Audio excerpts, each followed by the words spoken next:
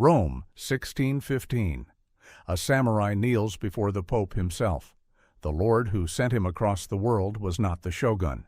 He was a one-eyed warlord from the snowy north of Japan, Date Masamune, the one-eyed dragon. This is his story. His ambassador, Hasakura Tsunanaga, has crossed the Pacific, Mexico, and the Atlantic, 2 oceans, in a European-style galleon built in Japan by Japanese hands. No Japanese mission has ever come this far. None will again for 2.5 centuries. The Pope grants the samurai honorary Roman citizenship. Europe calls the embassy magnificent. And yet, within a few years, Japan will pretend the whole voyage never happened. Masamune wore a crescent moon on his helmet, gambled on impossible things, and was called the most dangerous man in Japan, the man who, born 20 years earlier, might have taken the whole country. This is the story of the dragon who never got his chance. 50 years earlier, in 1567, a boy was born in a mountain castle in the north of Japan. They named him Bontenmaru. As a small child, smallpox took his right eye, the eye clouded white, and the sighted world of a future warlord narrowed by half. Legend says he later had the dead eye cut out, so no enemy could grab it in battle. Legend says many things about him. What is certain is crueler. His own mother turned away from him. She found the one-eyed boy unworthy, favored his handsome younger brother, and spent years maneuvering to replace him as heir. The story that she tried to poison him at dinner may be embellished.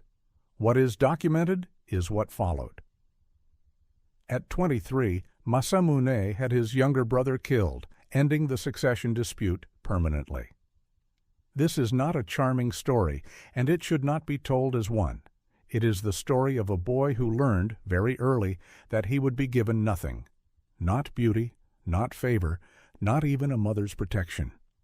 And decided that everything he wanted would have to be taken. At 18, Masamune inherited his clan. He immediately went to war with almost everyone around him. In 1589, at the Battle of Suryagahara, he crushed the Ashina clan and swallowed their domain. In under 5 years, the one-eyed young lord had made himself master of most of the north, the fastest territorial expansion of his generation. His soldiers wore black armor, his helmet bore a huge golden crescent moon, deliberately asymmetrical, impossible to mistake in the smoke of a battlefield. Enemies started calling him the one-eyed dragon. But he had risen at exactly the wrong moment. Far to the south, Toyotomi Hideyoshi had already unified almost all of Japan and ordered the fighting to stop. Every lord was summoned to submit. Masamune came late, dangerously late, and legend says he arrived dressed in white, the color of a man prepared for his own execution, daring Hideyoshi to kill him. The gesture worked, if it happened at all. Hideyoshi spared him, took a slice of his conquests, and folded the dragon into the new Japan. Masamune was 24. His wars of conquest were over. The prize he had been born to fight for, supremacy in Japan, had been claimed while he was still growing up. For the next decade, Masamune lived as the most watched man in Japan. Hideyoshi never fully trusted him. Twice he was accused of plotting rebellion. Twice he talked his way out, once, legend claims, by arriving with a golden crucifix carried before him, cheerfully daring his accusers. When Hideyoshi died and the country split, Masamune sided with Tokugawa Ieyasu, fought the northern campaigns of the Sekigahara War, and was rewarded with a domain worth 600,000 koku. There, in 1601, he began building a city of his own, Sendai. He drained marshes, cut canals, laid out streets, imported craftsmen, and turned a fishing village into the capital of the north. Today, a city of 1 million people. But everyone, including Masamune, understood the truth.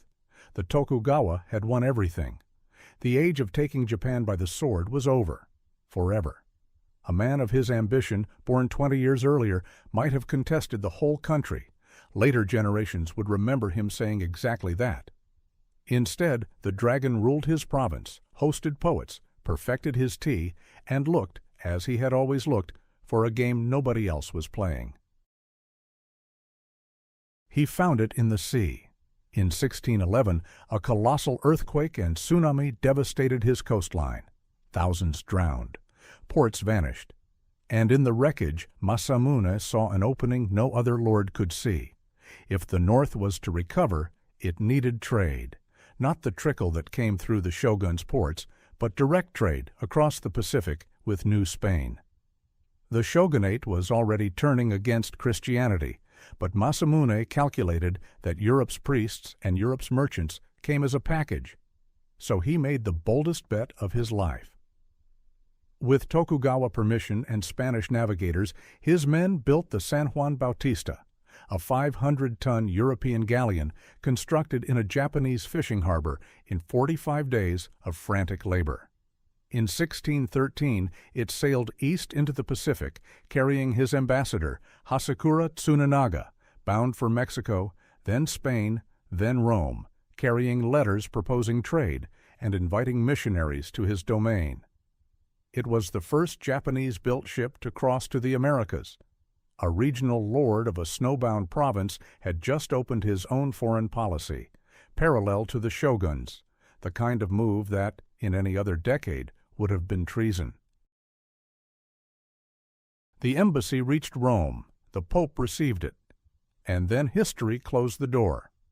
While Hasekura was still abroad, the shogunate banned Christianity outright and began sealing Japan from the world. By the time the ambassador came home in 1620, 7 years after sailing, everything he had achieved was unusable. The trade never came. The mission was quietly buried, so thoroughly that when its documents resurfaced in the 19th century, most of Japan had forgotten it ever happened. Masamune bent with the wind. He enforced the ban, kept Sendai rich, entertained the shogun at magnificent banquets, and died in bed in 1636, aged 69, having outlived Hideyoshi, Ieyasu, and every rival of his youth. Norizan, Dokan, Mitsunari, the men of this series who were destroyed by their own loyalty or their own timing. Masamune is the opposite ending, the man whose timing was also wrong, 20 years too late for the great war of his era, but who refused to let that be the whole story. He built a city that still stands. He sent Japan across 2 oceans, 250 years before Japan was ready to follow. Sometimes the century is simply against you. The dragon's answer was to build anyway and let a later century catch up. If this story was worth your time, subscribe. Forgotten Japan tells the stories that the famous tales of samurai and shoguns leave out.